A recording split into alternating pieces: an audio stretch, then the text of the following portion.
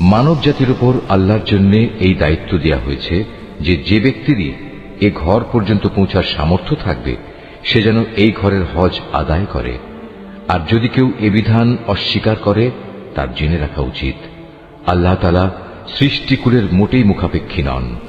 অবশ্যই সাফা এবং মারওয়া পাহাড় দুটো হচ্ছে আল্লাহ তাআলার নিদর্শনসমূহের অন্যতম। অতএব যদি তোমাদের মধ্যে কোনো লোক হজ কিংবা উমরা আদায় করার ইরাদা করে তার জন্য এই উভয় পাহাড়ের মাঝে তাওয়াফ করাতে দোষের কিছু নেই।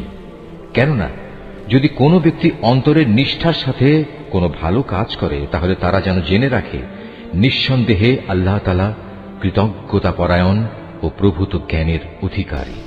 আল্লাহ তাআলা সন্তুষ্টির জন্য হজ ও উমরা সম্পন্ন করো।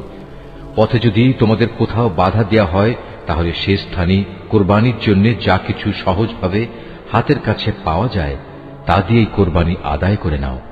তবে কোরবানির পশু তার নির্দিষ্ট গন্তব্যস্থলে পৌঁছার আগ পর্যন্ত তোমরা তোমাদের মাথা মুন্ডন করো না।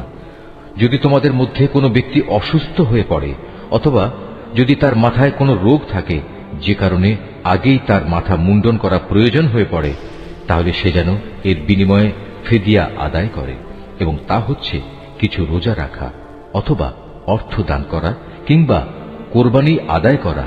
অতঃপর তোমরা যখন নিরাপদ হয়ে যাবে তখন তোমাদের কেউ যদি একসাথে হজ ও উমরা আদায় করতে চায় তার উচিত তার সাধ্য অনুযায়ী কোরবানি আদায় করা।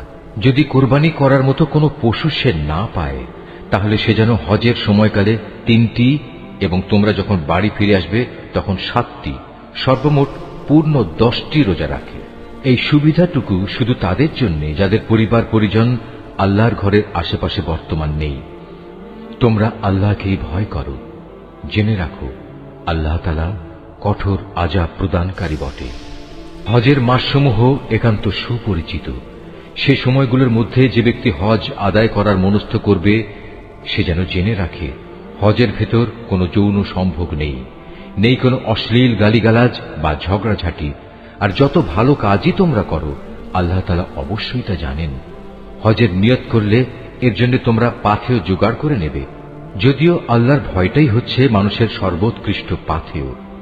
অতএব হে বুদ্ধিমান মানুষরা, তোমরা আমাকেই ভয় করো। হজের এ সময়গুলোতে যদি তোমরা আল্লাহর অনুগ্রহ তালাশ করতে গিয়ে কোনো অর্থনৈতিক ফায়দা হাসিল করতে চাও তাতে তোমাদের কোনোই দোষ নেই। অতঃপর তোমরা যখন আরাফাতের ময়দান থেকে ফিরে আসবে তখন মুজদালিফায় মাশআরে হারামের কাছে এসে আল্লাহকে স্মরণ করবে।